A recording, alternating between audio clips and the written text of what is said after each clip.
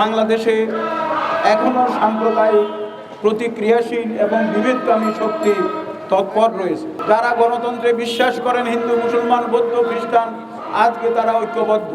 47 তো কেউ অস্বীকার করছে না, কিন্তু এটা তো আমরা জানি 47-এর আগে বাংলাদেশে ধর্মীয় সংখ্যালঘুদের অবস্থান ছিল 30 ভাগ, এমনকি 71-এর মুক্তিযুদ্ধের আগেও ছিল 20 ভাগ। তো বাংলাদেশের বাকি জনগোষ্ঠী কোথায় গেল? আপনারা কোনো কিছুই করবেন না, অথচ গণতন্ত্র চাইবেন, এটা তো হয় না। এতে বোঝা যায় যে তারা যে কোনোভাবে তারা ক্ষমতায় যেতে চায়। যে ধর্মের নামে কোনো বৈষম্য করা যাবে না, ধর্মের নামে কোনো রাজনীতি করা যাবে না। যে আমাদের যে দীর্ঘ মুক্তি সংগ্রাম এবং 71-এর মুক্তিযুদ্ধে এদেশের সকল স্তরের জনগণ অংশগ্রহণ করেছে, হিন্দু, মুসলমান, বৌদ্ধ, খ্রিস্টান, আদিবাসী। শুধু অংশগ্রহণ করেনি, মুক্তিযুদ্ধের বিভিন্ন পর্যায়ে তারা নেতৃত্ব দিয়েছে। এই বঙ্গবন্ধুর নেতৃত্বেই আমরা 71-এর মুক্তিযুদ্ধে আমরা সফল হয়েছি, বিজয় অর্জন করেছি। আপনারা জানেন যে এর পরেও বিভিন্ন আন্দোলন হয়েছে, সংগ্রাম হয়েছে, অভ্যুত্থান হয়েছে। প্রতিটি আন্দোলন, সংগ্রাম, অভ্যুত্থানের চেতনাও তাই বৈষম্যের অবসান ঘটানো, গণতান্ত্রিক ব্যবস্থাকে জোরদার করা। কিন্তু আমরা দুঃখের সাথে লক্ষ্য করছি যে বাংলাদেশে এখনও সাম্প্রদায়িক প্রতিক্রিয়াশীল এবং বিভেদকামী শক্তি তৎপর রয়েছে। শুধু তৎপর নয়, তারা বিভিন্ন জায়গায় হামলা চালাচ্ছে। বাংলাদেশে একটা বিরাট জনগোষ্ঠী আদিবাসী রয়েছে, পাহাড়িরা রয়েছে, উত্তরবঙ্গে রয়েছে, বিভিন্ন এলাকায় আদিবাসীদের অবস্থান রয়েছে। প্রায় 25 লক্ষ আদিবাসী বাংলাদেশে বসবাস করে। কিন্তু আমরা তো সেখানে একটা বিরাট জনগোষ্ঠী যেখানে অবস্থান করছে, তার তো মূল্যায়নই আমরা করছি না। উপরন্তু বিভিন্নভাবে তাদের উপর আমরা নিপীড়ন চালাচ্ছি। তারা আদিবাসী স্বীকৃতি চায় এবং স্বীকৃতির জন্য দীর্ঘদিন থেকে তারা আন্দোলন করছে এবং পার্বত্য শান্তি চুক্তি হয়েছে। শান্তি চুক্তি হলেও সেটা এখনও যথাযথভাবে বাস্তবায়িত হয়নি। অন্যান্য এলাকার যারা আদিবাসী রয়েছে তাদের সমস্যার সমাধানেও আমরা মনে করেছিলাম যে সরকার বা রাজনৈতিক দলগুলি কার্যকর ব্যবস্থা নেবে, কিন্তু নেওয়া হয়নি। আমরা এও লক্ষ্য করছি তারা আদিবাসীর যে স্বীকৃতি চাচ্ছে সেই স্বীকৃতিও দেওয়া হচ্ছে না। উপরন্তু যে গ্রাফিতিতে একটা পৃষ্ঠা ছিল সেই আদিবাসী সংক্রান্ত, সেটাকেও একটা ভুইভোর সংগঠন, একটা বিভেদকামী সংগঠনের দাবির প্রেক্ষিতে বাদ দেওয়া হয়েছে। শুধু তারা দাবি করেনি, তারা এই পাহাড়ি জনতার উপরে, আদিবাসী ছাত্র জনতার উপরে তারা হামলা করেছে। হামলায় অনেকে আহত হয়েছে। সরকার, আমরা আশা করি এই ব্যাপারে কার্যকর ব্যবস্থা নেবে। পুলিশের বাধার মুখেও তারা সচিবালয়ে যাওয়ার চেষ্টা করেছে, সেখানেও তারা বাধাগ্রস্ত হয়েছে।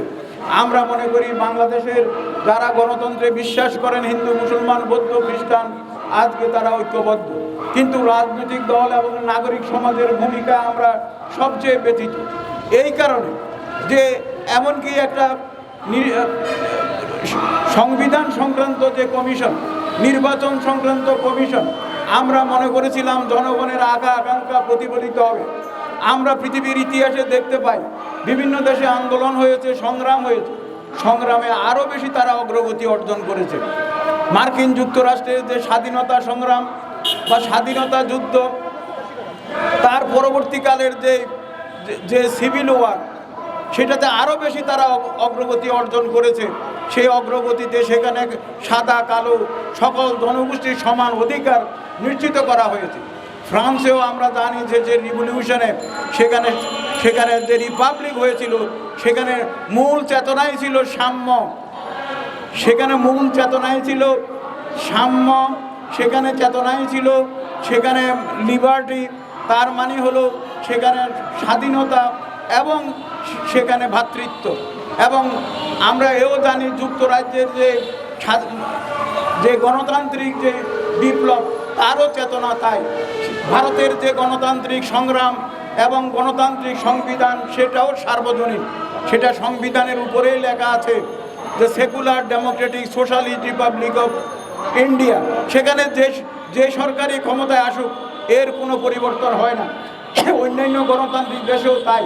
কিন্তু বাংলাদেশে দুঃখজনক হলেও যারা যারা পরিবর্তনের ফলে ক্ষমতাসীন হন, অন্তর্বর্তী সরকারি হোক বা বেসরকারি হোক, এমন সব লোকজন তখন তারা তৎপরতা শুরু করে, তারা একটা বিভেদ সৃষ্টি করে 47-এর কথা বলে। তবে 47 তো কেউ অস্বীকার করছে না, কিন্তু এটা তো আমরা জানি 47-এর আগে বাংলাদেশের ধর্মীয় সংখ্যালঘুদের অবস্থান ছিল 30 ভাগ, এমনকি 71-এর মুক্তিযুদ্ধের আগেও ছিল 20 ভাগ। তো বাংলাদেশের বাকি জনগোষ্ঠী কোথায় গেল? এই ব্যাপারে কোনো পর্যালোচনা নাগরিক সমাজ করেছে? এই ব্যাপারে কোনো পর্যালোচনা কি কমিশনগুলি করেছে? এই ব্যাপারে কোনো পর্যালোচনা কি কোনো রাজনৈতিক দল করেছে? আপনারা কোনো কিছুই করবেন না, অথচ গণতন্ত্র চাইবেন, এটা তো হয় না। এতে বোঝা যায় যে তারা যে কোনোভাবে তারা ক্ষমতায় যেতে চায়। এই যে কথা কিছুক্ষণ আগেও একজন বক্তা বলেছেন যে আমাদের যে মুক্তিযুদ্ধে লক্ষ লক্ষ লোকের প্রাণের বিনিময়, সেই দিন ধর্মীয় সংখ্যালঘুরা সবচেয়ে বেশি নির্যাতিত হয়েছে। এমনকি যখন তারা ভারতে আশ্রয় নিতে যাচ্ছিল, পথে হাজার হাজার লোককেও কয়েক ঘন্টার মধ্যে হত্যা করা হয়েছে। অথচ ঢাকায় 25শে মার্চ রাতে প্রায় লক্ষাধিক লোককে হত্যা করা হয়েছে। 30 লক্ষ লোকের রক্তের বিনিময়ে যে স্বাধীনতা, সে স্বাধীনতার যে মূল্যবোধ এবং জাতীয়তাবাদী চেতনায় আমরা যে মুক্তিযুদ্ধ করেছি, যে জাতিরাষ্ট্র আমরা প্রতিষ্ঠা করেছি, সেখানে জাতীয়তাবাদ থাকবে না। তো জাতীয়তাবাদ থাকবে না, ধর্মনিরপেক্ষতা, আপনি বৌদ্ধবাদকে তো আরও সুনির্দিষ্টভাবে ধর্মনিরপেক্ষতায় বলা হয়েছে। সেখানে বলা হয়েছে যে ধর্মের নামে কোনো বৈষম্য করা যাবে না, ধর্মের নামে কোনো রাজনীতি করা যাবে না। এর চেয়ে বৌদ্ধবাদের কথা আর কি হতে পারে? আপনারা বিভ্রান্তি সৃষ্টি করে আসলে প্রতিক্রিয়াশীল শক্তির কিরণক হিসাবে কাজ করছেন, দেশকে পিছনের দিকে ঠেলে দেওয়ার চেষ্টা করছেন।